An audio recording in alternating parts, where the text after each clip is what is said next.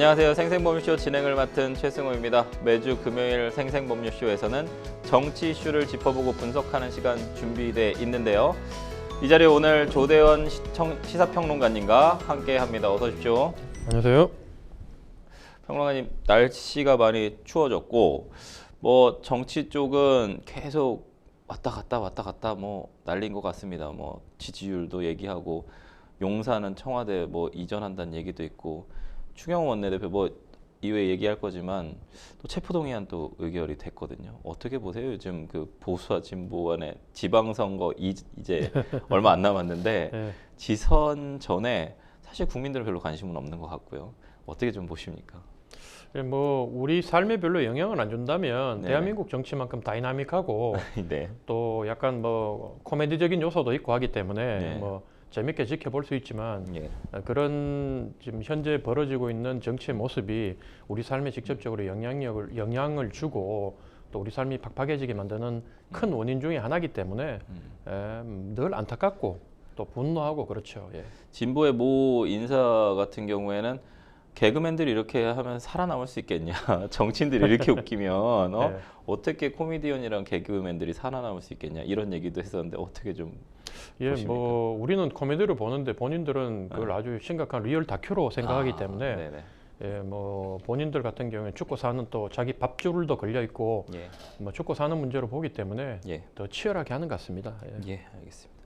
지금 이 방송은 유튜브를 통해서도 실시간으로 함께 방송되고 있으니까요. 많은 시청 부탁드리고요. 유튜브를 통한 소통의 창구도 활짝 열어두겠습니다. 방송 중 궁금하신 질문도 올려주시면 저희가 답도 해드릴 테니까요. 많은 참여 바라겠습니다. 여러분은 지금 생생법률쇼 함께하고 계십니다.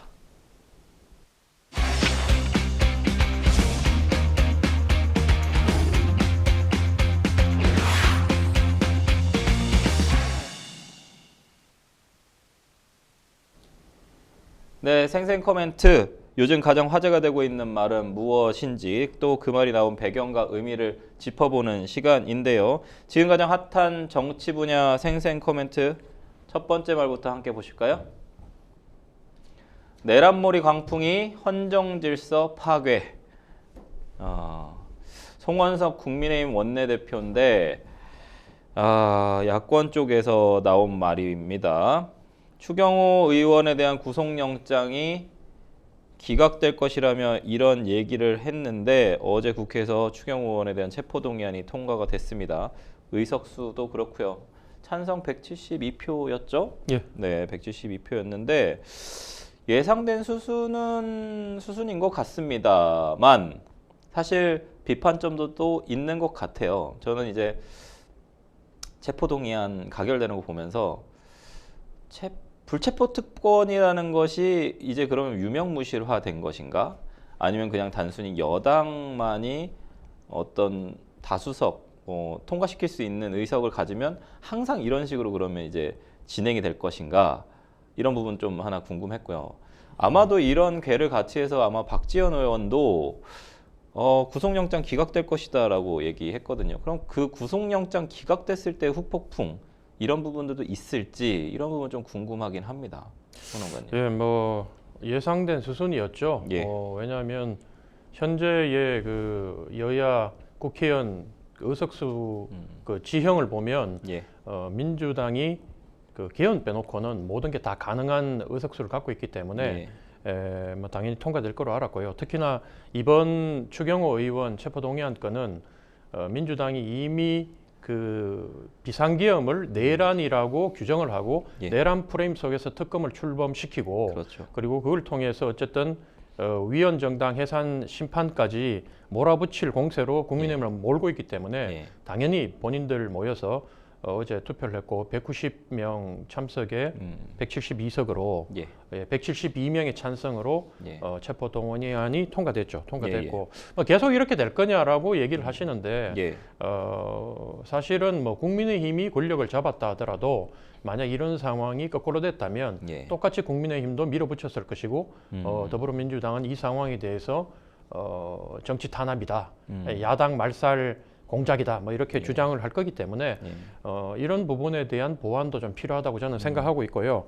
그리고 방금 앵커께서 박지원 의원이 이제 체포동의안 통과 이후에 구속 영장 실질 심사를 통해서 그렇죠. 예. 과연 추경호 의원이 실질적으로 실제로 구속이 될 것이냐, 구속 수사가 될 거냐 이런 부분에 대해서 예측하기를 아마도 구속 수사 영장은 기각될 거다. 예. 이렇게 박지원 결국은 의원이 이제 뭐 예언했죠. 사법부의 예. 판단에 들어가면 우리는 동료를 버렸다 하더라도 사법부에서 아마 기각될 것이다. 그거 이제 송원석 국민의힘 원내대표의 말에 좀 힘을 실어주는 내용이지 않습니까? 일단 박지원 의원은 이런 정치 경험이 많은 분이고 그렇죠. 예. 그리고 또 그렇게 생각할 수 있어요. 만약에 실제로 법원에서 영장이 기각됐을 때 국민의힘이 민주당을 향해서 예. 무리한 내란 공작이었다. 예. 뭐 이렇게 또 저항하고 정치적 현재의 정치 지형을 프레임을 바꾸려는 시도를 할 것을 예. 미리 알고 미리 차단을 했다. 그래서 얘기하는 거는 박지원 의원이 이제 얘기하는 걸 저도 들었는데 예.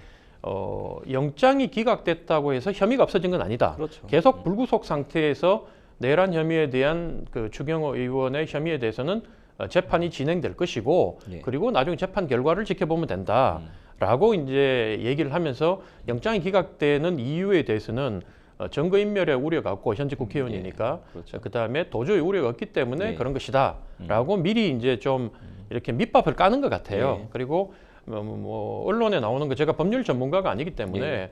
이게 영장 기각 사유가 되는지 안 되는지는 정확하게 모르겠지만 제가 봐도 예를 들면 혐의가 있다고 하더라도 그렇죠. 그걸 실질적으로 우리나라는 증거주의를 채택하잖아요. 그러니까 예, 예. 증거를 통해서 판사를 설득하지 못하면 그거는 재판 과정에서 다퉈야 될 문제지 미리 현직 국회의원 원내대표를 했던 사람을 구속시켜서 예. 이 무리수를 써가지고 이게 이제 구속이 되는 순간 여당에서는 국민의힘 야당을 위헌정당이라고 보고 없애야 된다고 하는 그 공세까지 분명히 몰고 갈 거기 때문에 판사 입장에서는 그 부분도 좀 고려를 하지 않을까.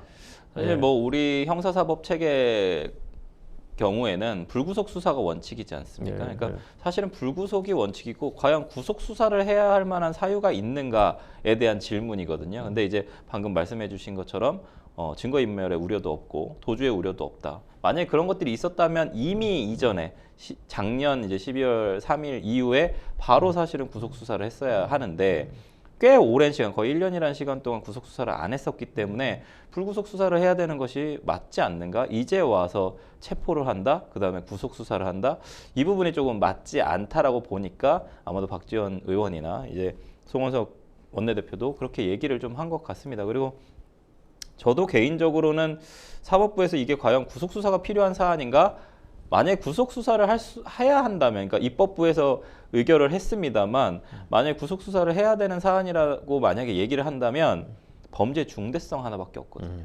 그러니까 이게 범죄의 중대성 문제에서 이게 지금 비상계엄 관련된 특검 수사나 여러 수사들은 다 진행이 되고 있고 구속 수사를 받고 계신 분들은 또 받고 계세요. 근데 추경호 원내대표는 사실 대단히 늦었거든요. 지금 이 대단히 늦은 상황에서 과연 구속 수사를 할 만한 타이밍인가? 뭔가 필요성이 있는가? 이런 데 좀 질문을 하게는 되는 것 같습니다. 네, 제가 뭐 법률 전문가가 예, 아닌데 법률 지식이 부족한 거를 예, 너희께서 이렇게 메워주셔서 아닙니다, 아닙니다. 제가 잘 네. 들었습니다. 예, 네네. 예. 그래서 이 부분은 조금 추후에 만약에 영장이 기각된다라고 하면 제가 아까 질문 드렸습니다만 좀 후폭풍은 있다고 좀 보시나요? 뭐 국민의힘에서는 이제 후폭풍을 기대를 하겠죠. 그러니까요. 왜냐하면 지금 예, 예. 너무나 전국이 국민의힘한테 불리하게 예, 돌아가다 보니까 예. 국민의힘 입장에서는 어쨌든 이 재판부에서 자기 편을 들어주고 그래서 민주당이 집권 여당이 정말로 무리하게 예. 추경호 의원을 구속하려고 했고 그다음에 그걸 통해서 국민의힘을 내란 정당이라고 낙인 찍어서 정당을 해산하려는 무리수까지 두고 있다라고 이제 이렇게 반박은 할 수 있을 거예요. 예. 하나의 숨구멍은 이제 좀 트인 건데 이게 정말로 구속되는 순간 국민의힘 정말 패닉에 빠질 거거든요. 예. 근데 이제 좀 숨구멍은 트이겠지만 그게 전국 판을 완전히 바꿔서 이제 예를 들어 가지고 내년 지방 선거를 앞두고 압도적으로 국민의힘이 불리했었는데 이번 그 영장 기각을 통해서 판이 완전히 바뀌어서 민심이 국민의힘 쪽으로 돌아선다. 그때부터 이제 우리가 민주당을 압도하면서 앞서간다라고 기대를 한다면 그건 착각이다. 제가 봤을 때는 그건 너무 나이브한 생각이다. 착각일 예. 수도 있는 예. 게 사안 자체가 이제 비상계엄과 내란 관련된 수사가 하나 있고 지금 이것은 계엄을 발동시키고 나서 계엄 해제 표결을 방해했다라는 혐의지 않습니까? 근데 이제 계엄 해제 표결을 방해한 것을 과연 인정할 수 있는가 없는가 이 부분도 사실은 좀 문제될 것 같아요. 왜냐하면 저도 그날 12월 3일 날 보면 이제 국민의힘 쪽에서 서로 한쪽은 당사로 와라, 한쪽은 국회로 와라. 이게 지금 엇갈려가지고 지금 표결 방해 여기까지 간 거거든요. 근데 이제 국민의힘 의원들 관련된 얘기예요. 그러니까 뭐 민주당과 관련된 게 아니라 국민의힘 의원들이 표결에 참여하지 못하게 했다. 이 부분이거든요. 그래서 이 표결 불참을 권유하거나 유도한 적이 없다라고 지금 답변을 하고 있기 때문에 이걸 구속 수사한다? 사실은 조금 부담스러울 수도 있을 것 같습니다. 예, 저도 뭐 정황상 의심은 가요. 예. 왜냐하면 추경호 원내대표가 대통령과 2분 30초 정도 통화를 그렇죠. 했고 예. 그 이후에 사실은 한동훈 대표가 예. 이 비상계엄에 대해서 반대한다고 의사 표현을 본인이 먼저 하고 예. 원내대표 보고도 해달라고 했는데 또 그걸 거부했고 그러니까요. 본인은 나중에 얘기하기를 뭐 대표가 방금 했는데 네. 원내대표가 하는 게 좀 넌센스다. 네. 그래서 안 했다고 얘기하지만 제가 봤을 때는 추경호 원내대표의 대답이 약간 제가 그동안 경험한 정치권하고는 좀 다르다. 예. 왜냐하면 이제 대표가 원내가 아니고 원외이기 때문에 예. 그런 경우에는 아무래도 원내 장악력이 떨어지기 때문에 맞아요. 원내대표가 강한 그립을 잡고 대표의 뜻을 충실하게 따라서 네. 해야 되는데 그걸 안 했단 말입니다. 네네. 그리고 이 대통령하고 2분 30초 통화하면서 현재 밝혀진 내용을 보면 대통령이 사전에 연락 못해서 참 미안하다는 예. 표현은 안 했지만 예. 사전에 연락을 못했다. 네. 근데 이게 빨리 끝날 거다. 예, 예. 그러니까 이런 비상계엄 상황이 오래 가지 않고 빨리 끝날 거라고 얘기했다고 하니까 그래서 추경호 제가 이제 합리적으로 의심이 드는 거는 추경호 원내대표가 대통령이 곧 끝난다고 했으니 지금 바로 당장 국회에서 비상계엄 해제 표결을 해서 대통령의 이 발표가 무효화되는 건 좀 막아달라고 얘기했을 수도 있지 않나. 그렇기 때문에 이 사람이 의원들은 저기 예. 당사에 직결을 하라 그러고 예. 자기는 그 안에 있으면서 이 그 한동훈 대표나 이런 사람들의 눈치를 보면서 친한파 의원들이 표결에 참석하는 것을 끄집어내려고 했다라고 예. 하는 증언까지 있었거든요. 맞아요. 예. 그러니까 그런 모든 정황상으로 봤을 때는 추경호 의원이 의도적으로 이 소위 말해서 내란이라는 프레임 속에서 대통령을 도우려고 했고 동조했다고 볼 수 있지만 중요한 거는 거기에 대한 물증을 예. 과연 특검이 확보했느냐. 어떤 의도와 목적을 입증할 수 있는 증거를 확보했는가? 증거가 없는 거죠. 그건 우리 생각인 거고 예. 그렇게 정황으로 보는 거지만 재판은 정황만 가지고 의심만 가지고 사람을 이 진짜 사형 무기징역까지 줄 수 있는 죄를 줄 수는 없다. 그렇지 않습니까? 사실은 그때 12월 3일 저녁을 떠올려 보면 국민의힘 관련된 뭐 당직자나 이런 분들 좀 문자를 제가 그때 당일에 봤었던 좀 기억이 나는데 당사로 오라고 했다고 막 당사로 뛰어가다가 국회로 오라고 또 국회로 막 뛰어가다가 이런 분들이 한두 명이 아니에요. 그러니까는 당 대표하고 원내대표의 의견이 둘이 엇갈리니까 야 어디로 가야 되는 거야를 자주 왔다 갔다 했었던 좀 기억이 있거든요. 그러니까 추경호 의원을 최대한 제가 옹호를 해준다면 예. 추경호 의원이 이 무능했지만 저는 이 상황 판단을 제대로 못하고 우왕좌왕한 부분들에 대해서 무능했지만 국민의힘 의원 단 누구도 추경호 의원이 이번 표결에서 빠져서 대통령한테 좀 힘을 실어주자 이런 표현을 한 게 하나도 없고 예. 그 어떤 의원도 그렇게 강요받지 않았다고 얘기하거든요. 그렇기 때문에 이 무능한 사람을 가지고 범죄 죄인으로 만들어 가지고 처벌하는 건 좀 무리일 수가 있지 않나 또 이렇게 볼 수도 있다는 거죠. 예. 사실은 만약에 당 대표하고 의견이 엇갈리지 않았다면 한마디로 당사로 모두 다 모였다면 그것도 또 처벌할 수는 없는 거고. 그렇죠. 그거는 뭐 모두 다 또 한동훈 대표가 예를 들어서 추경호 원내대표 입장에서는 한동훈 대표가 정치하는 거다라고 생각을 해서 한동훈 대표가 우리의 의견을 따르지 않고 국회로 들어간 거다 이렇게 또 표현할 수도 있지 않습니까? 의견을 중지를 모아서 들어가려고 했는데 결국 본인의 양심은 알겠죠. 그때 무슨 말을 주고받았고 네네. 본인이 어떤 생각으로 했는지는 본인은 예. 알겠지만 지금 죽고 사는 문제가 걸렸으니까 예. 뭐 절대로 여당이나 특검에서 요구하는 그런 진술은 하지 않겠죠. 예. 그러면 평론가님 뭐 얘기 많이 나눴는데 구속에 대해서 구속영장 발부될 거라고 보시나요? 안 보시나요? 이제 평론가님의 의견 좀 듣고 싶습니다. 저도 예. 뭐 제가 이제 법률 그런 걸 빼고 예. 개인적인 생각으로는 예. 이게 이제 결국은 영장은 기각될 가능성이 높지 않나. 기각되고 불구속 상태에서 수사를 하지 않냐. 저는 이제 예. 정치인이다 보니까 예. 정치인 입장에서 바라봤을 때는 결국 재판부도 이 국민의 민심의 동향을 살필 수밖에 없다. 예. 그런 의미에서 현재 국민의힘이라는 당은 인기가 많이 떨어졌지만 예. 그래도 30% 정도의 국민들이 견고하게 지지를 하고 있는 당이기 때문에 예. 그 당의 원내대표를 했던 사람을 내란이란 혐의를 씌워서 바로 구속 수사하기에는 현재 드러난 정황으로는 그 30% 심지어 그 몇십 한 1, 20% 되는 중도층들의 마음을 얻기에도 많이 부족하다 이런 예. 생각이 듭니다. 사실은 또 윤 정부에서 어쨌든 경제부총리 또 했었기 때문에 기재부 장관 하면서 그런 부분이 있어서 사실 아까 얘기해 주셨던 2분 30초가 의심 받을 수밖에 없는 위치에 사실은 있어요. 그래서 저는 이제 제가 봤을 때는 왜 그러면 이 비상계엄이 터졌을 때 왜 원내대표를 먼저 구속하지 않았는가에 대한 부분도 사실은 좀 있어요. 그러니까 다른 뭐 한덕수 총리나 뭐 여러 그 국무위원들은 전부 다 구속해가지고 재판하고 막 하고 있는데 왜 추경호 원내대표는 이제야 뒤늦게 이렇게 됐는가? 그만큼 증거가 부족했다는 거죠. 그러니까 이게 본인들도 알았기 때문에 그리고 또 국민의힘 측에서 주장하는 거 보면 이미 거기에 대한 알리바이는 다 입증이 됐다 이렇게 얘기를 하고 있거든요. 예. 그래서 재판 과정에서 결국은 양쪽에서 결국 그 증거를 가지고 다툴 거지 지금 당장 뭐 구속시켜서 하기에는 법원 입장에서도 부담이 많이 갈 거다. 저는 개인적으로 그렇게 생각합니다. 평론가님, 뭐 제가 마지막으로 하나 또 질문 드리고 싶은 건 이 불체포 특권이라는 게 사실 헌법상 권리이지 않습니까? 이 불체포 특권, 국회의원의 불체포 특권을 만든 이유가 있잖아요. 예. 헌법에 명시를 한 이유는 어떤 바깥의 권력이나 자본이나 어떤 힘에 의한 거에 흔들리지 말라.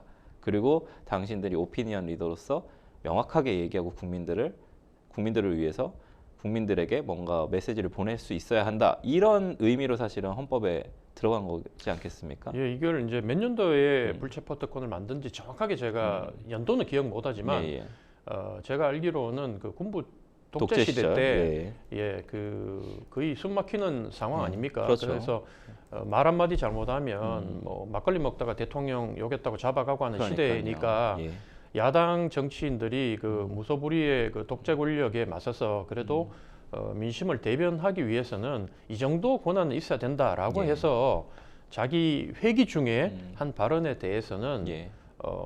불체포 특권을 부여한 건데 저는 이미 이제 이게 하나의 그 지금 많은 그 여야 할 것 없이 예. 비리에 연루되거나 선거법을 위반하거나 뭐 이렇게 했을 때 이 사람들이 늘 불체포 특권을 사용을 했었고 예. 정치 보복이란 미명하에 사용하는 걸 보고 그리고 현재 우리가 충분히 민주화된 시대에 살면서 예.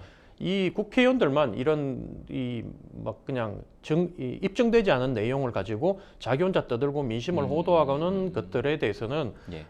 좀 잘못됐다. 시대에 맞지 않다. 예. 그래서 불체포 특권도 모든 특권을 없애자는 측면에서 예.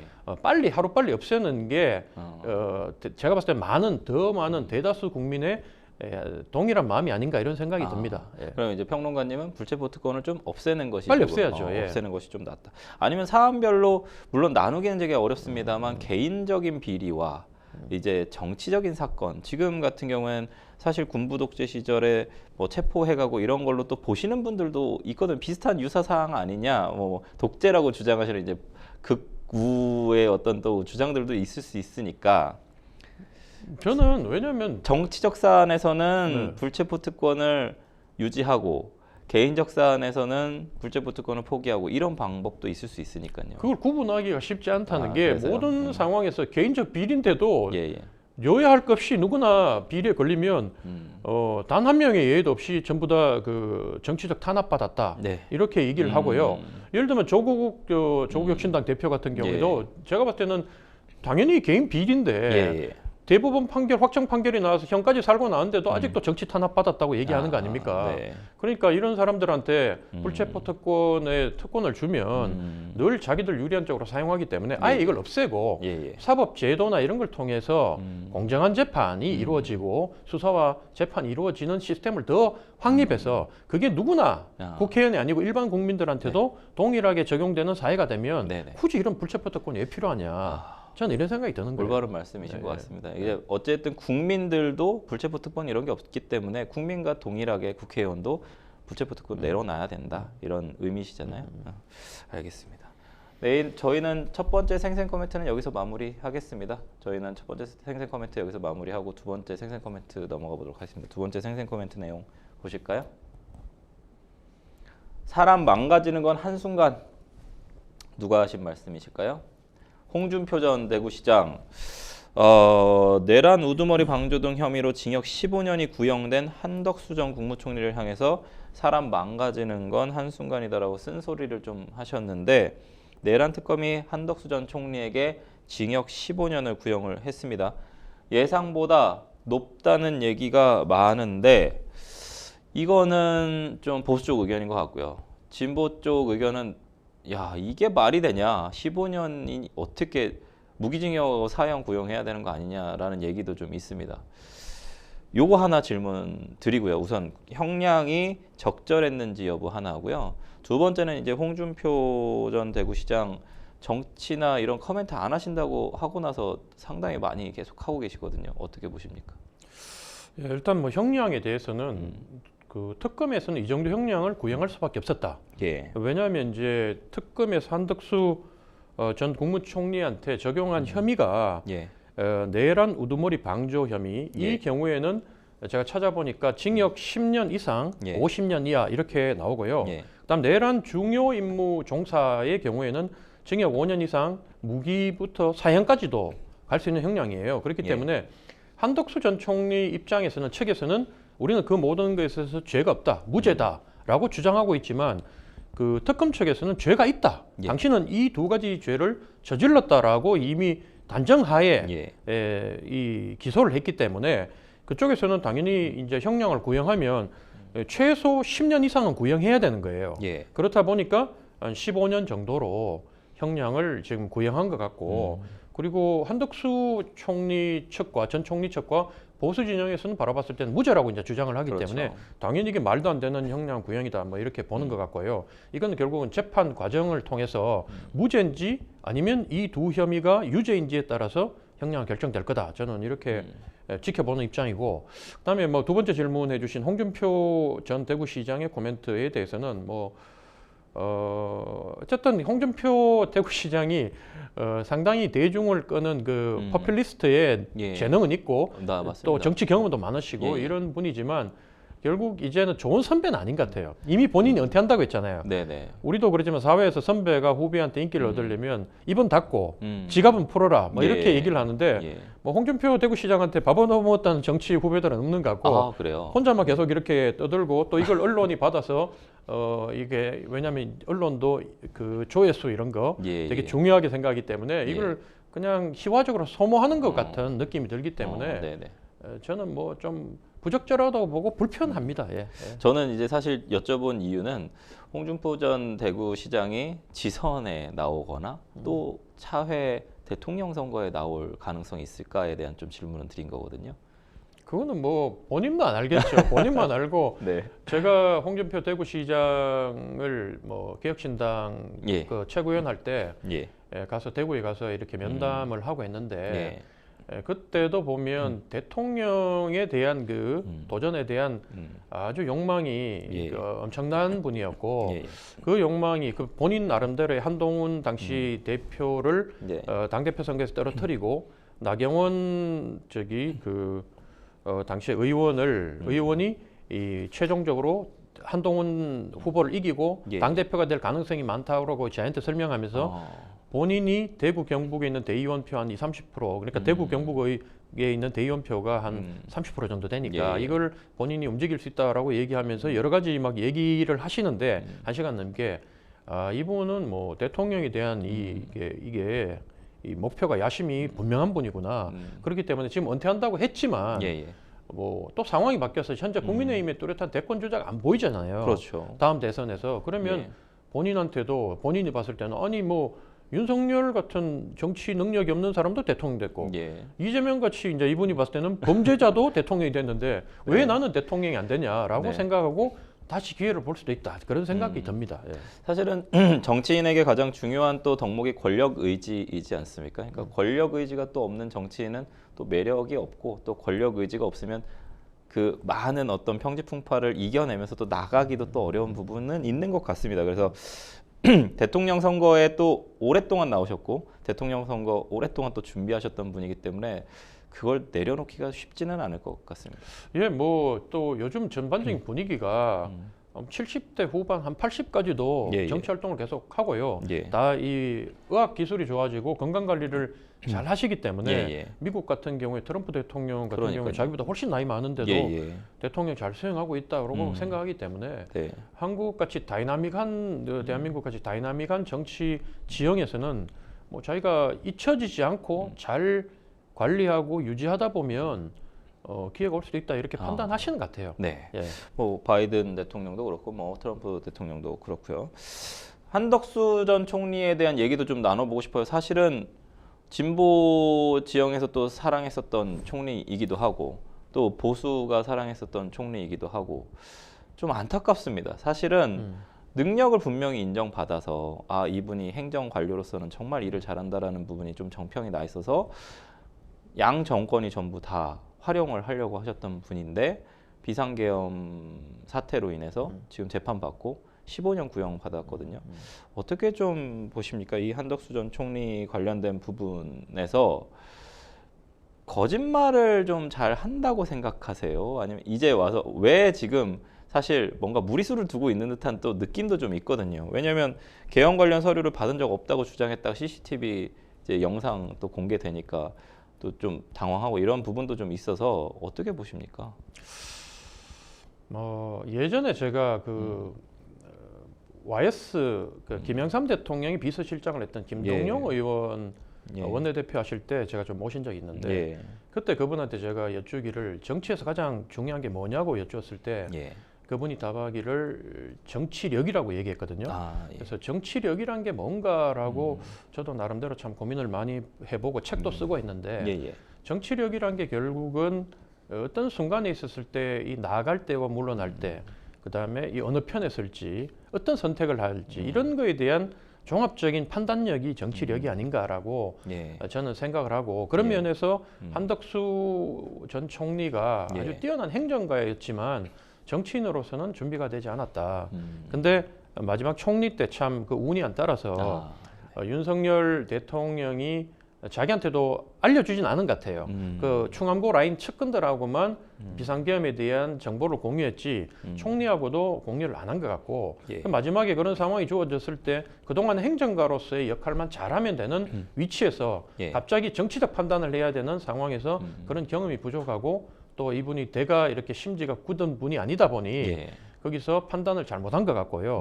그리고 그 당시에는 이제 이쪽에서 어쨌든 이렇게 사태가 크게 될 거라고까지는 예상을 못하고 어쨌든 수습하려고 본인이 나중에 이제 처음에 최초 진술했던 내용으로 진술을 했는데 이제 CC 카메라가 딱 나오면서 증거가 너무 명확하게 나와버리니까 이거를 갖다가 더 이상 우겨 본들 받아들이지도 않고 죄만 더해지니까 이걸 이제 시인을 했던 상황이거든요. 그러니까요. 근데 이 상황은 누가 하더라도 솔직히 제가 그 상황에 갔더라도 저는 물론 거기서 나는 이렇게 했을 거야라고 생각하고 있지만 누구도 그 상황에서 대답을 최초에 그렇게 했다면 나중에 위정죄로 처벌받는 한이 있더라도 진술을 번복할 수밖에 없었을 거다. 저는 이런 생각을 합니다.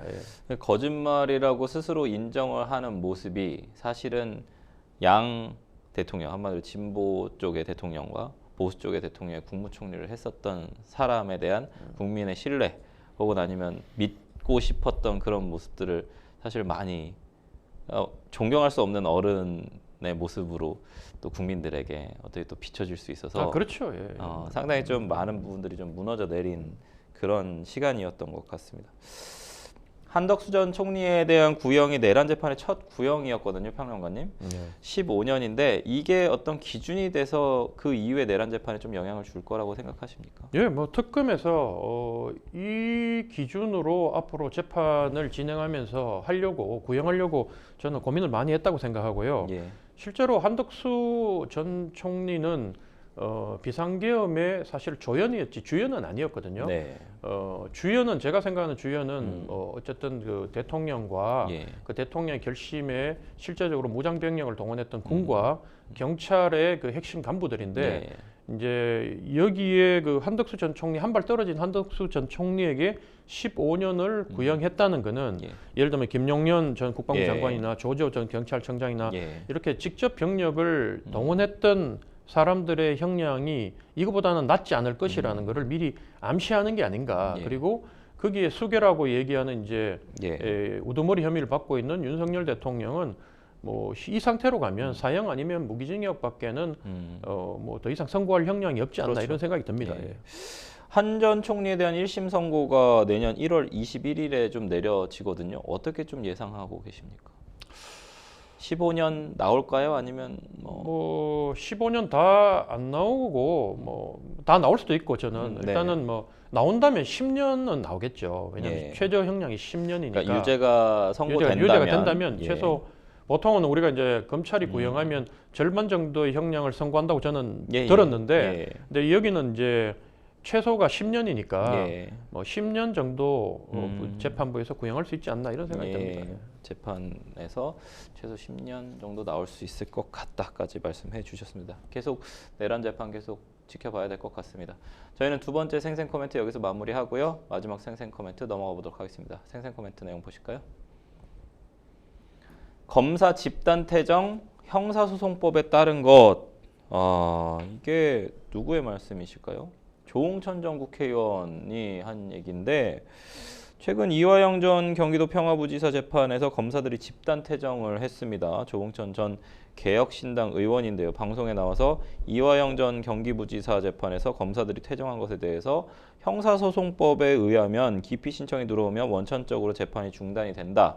중단됐는데 앉아있는 것이 더 이상하다라고 말했는데 사실 조홍천 전 국회의원 개혁신당에 있었으니까 또 개혁신당 또 계셨으니까 잘 아시지 네. 않으실까 싶거든요.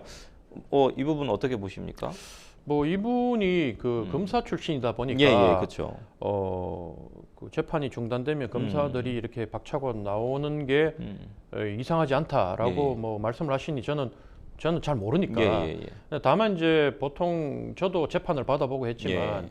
보통 재판정에 가면 우리가 먼저 가 있고 그렇죠. 그 다음에 판사들이 판사들이 늦게 들어오고 맞아요. 그러면 들어올 때 또 다 일어서서 예. 변호인들이나 검사까지 일어서서 예, 방청객들도 그분을 다 일어나죠. 맞고 예. 존중의 뜻을 표현하고 예. 그다음에 재판 마치고 그분이 일었을 때 다 또 우리가 따라 일어서고 그렇죠. 먼저 나가고 예. 나가잖아요. 그러니까 그만큼 이 판사에 대해서는 그 권한을 국민이 부여했다고 우리가 인정을 하고 재판받는 입장에서는 존중을 하는데 예. 근데 이제 검사는 또 재판부 판사는 아니잖아요. 사법부 소속은 아니고 그렇기 때문에 검사도 우리 일반인 같은 경우에는 형량이 마음에 안 들고 판사의 행동이 무례하게 보여도 거기서 저항할 생각을 못 하는데 예. 검사들이 이렇게 했다는 부분에 대해서는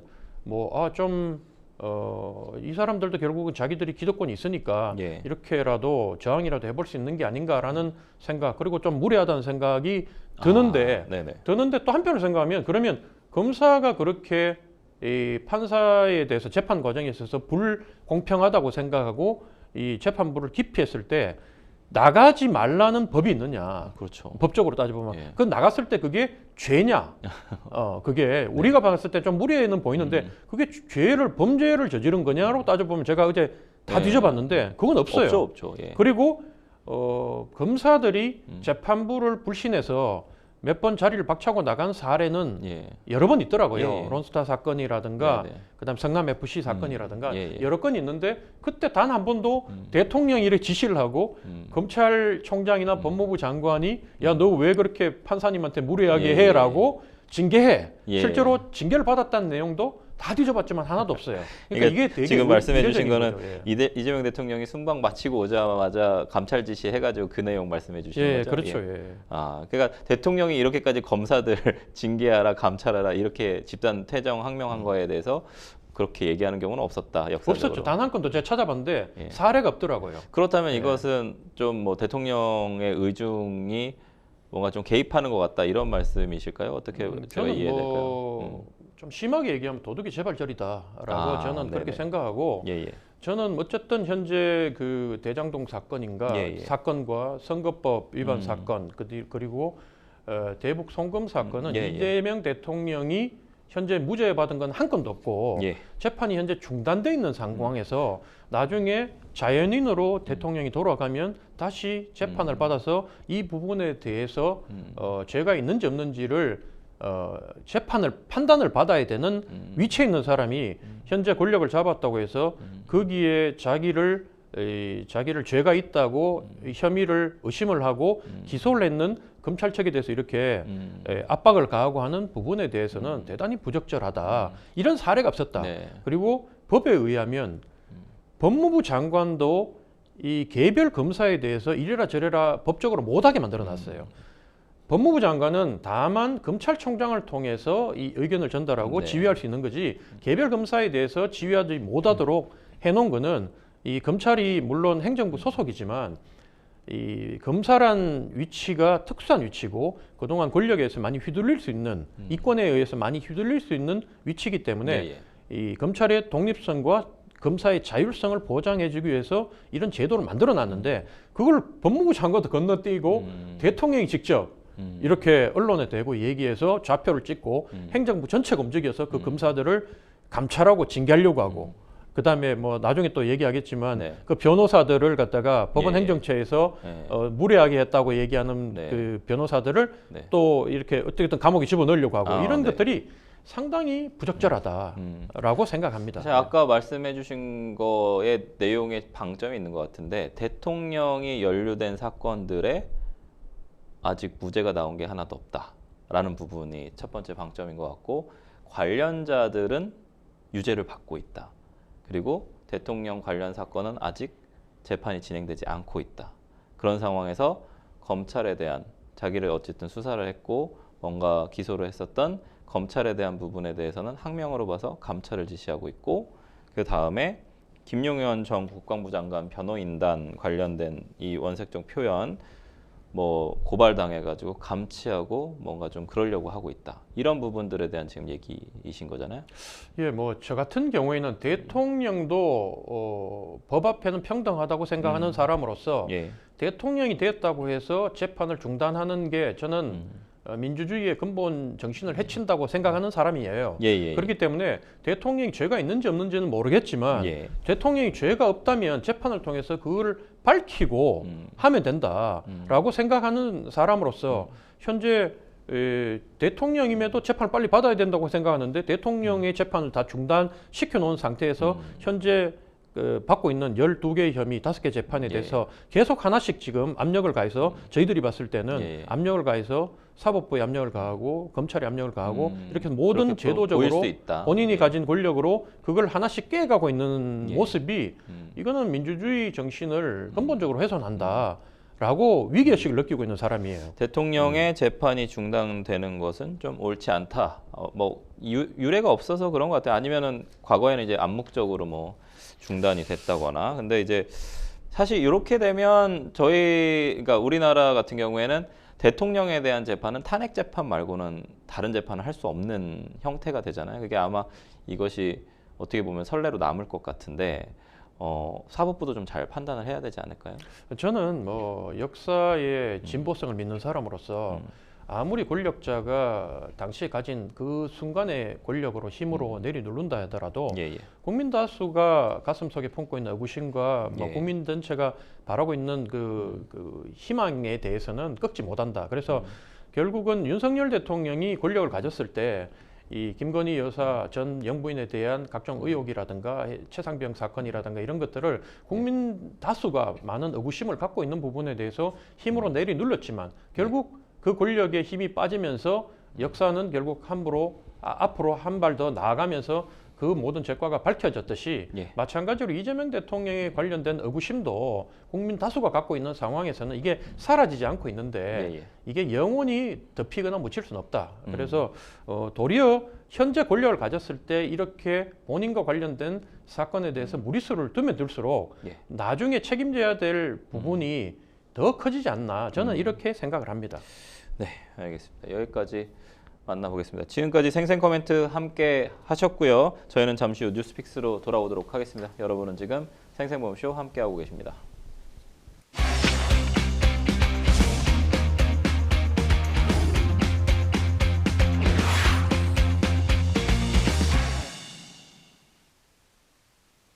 네, 분야별 가장 핫한 소식을 집중 분석해보는 시간 뉴스픽스 시작하도록 하겠습니다. 오늘 만나볼 주제는 계엄 1년 사과 두고 국민의힘 내용 심화입니다. 12.3 계엄이 곧 있으면 1년입니다. 벌써 1년이 지났습니다. 평론가님. 이후에 윤 전 대통령이 탄핵이 됐고 정권이 또 교체가 됐습니다. 또 특검 전국까지 일어나고 있습니다. 혼란스러움이 여전히 현재 진행형인데요. 지난 1년 정치권 상황 좀 어떻게 바라보셨는지 얘기부터 좀 들어보겠습니다. 네, 뭐 12.3 계엄 당시에 저도 집에 있다가 예. 개혁신당 최고위원회 예. 자격으로 급하게 밤에 두려운 마음으로 예. 그 현장으로 뛰어갔던 예. 상황을 경험이 있고요. 예.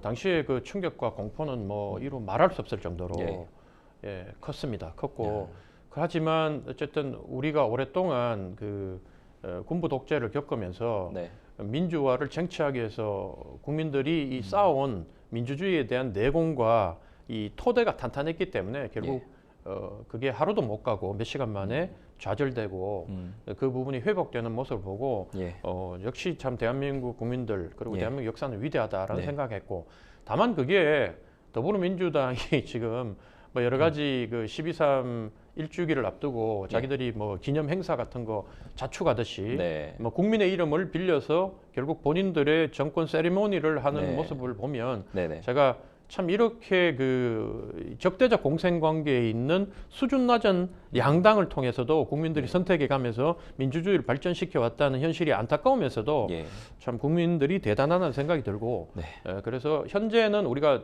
100점 최선은 아니지만 최악은 피하면서 국민들이 이 나라와 역사를 앞으로 전진시키고 있는 게 아닌가 하는 생각이 듭니다.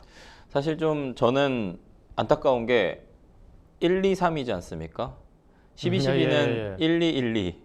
참 좋은 숫자들이 뭔가 좀 어두운 과거들을 이렇게 뭔가 좀 나타내는 숫자가 돼서 좀 안타까운 것 같습니다.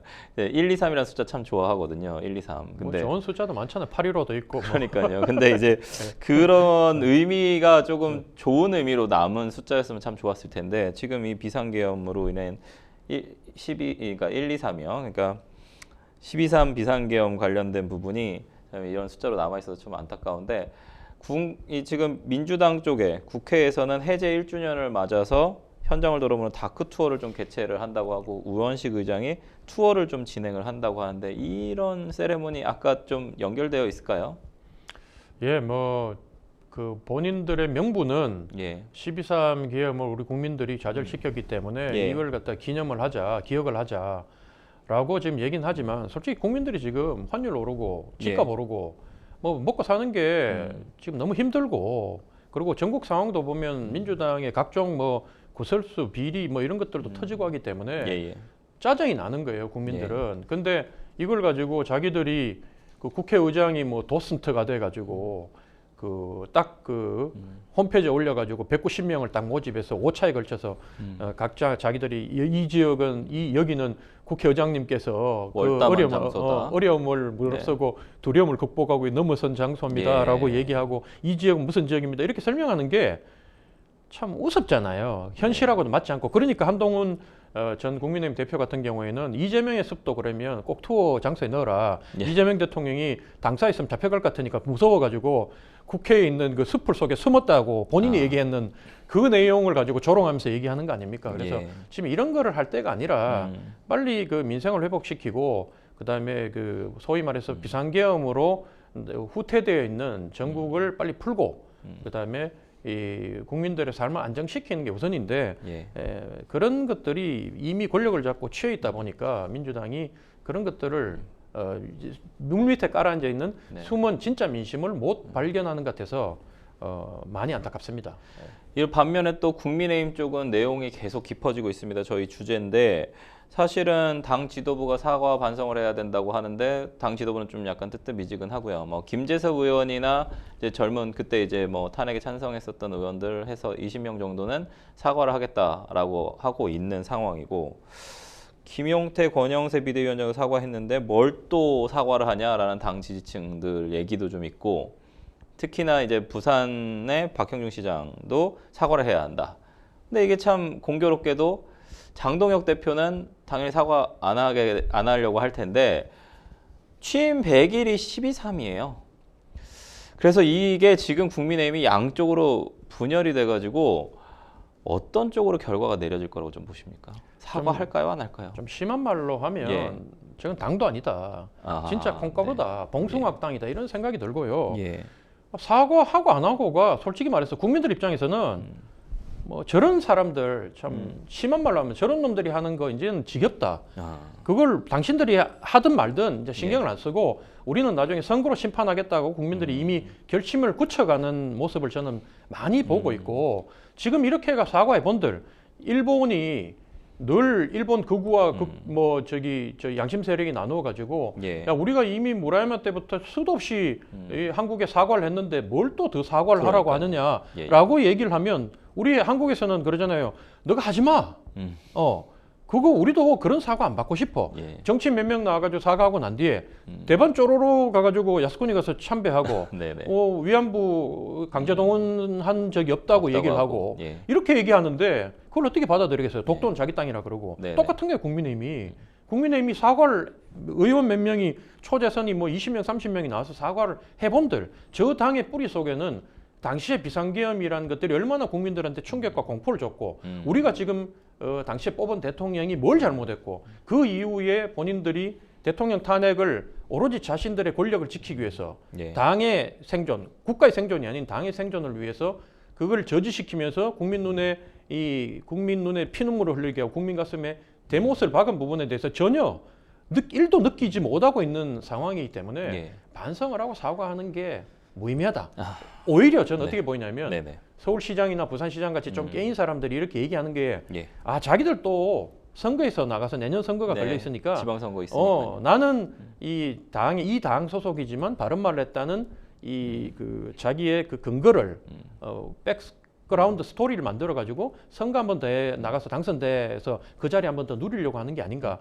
그래서 저는 이 사람들이 지금 하고 있는 모습도 진정성이 없어 보이기 때문에 네. 전혀 감동이 오지 않는다. 결국 어쨌든 그래도 여론조사 지지율은 좀 알고는 있는 거라고 봐야겠네요. 지방선거 대비를 하고는 있으니까요.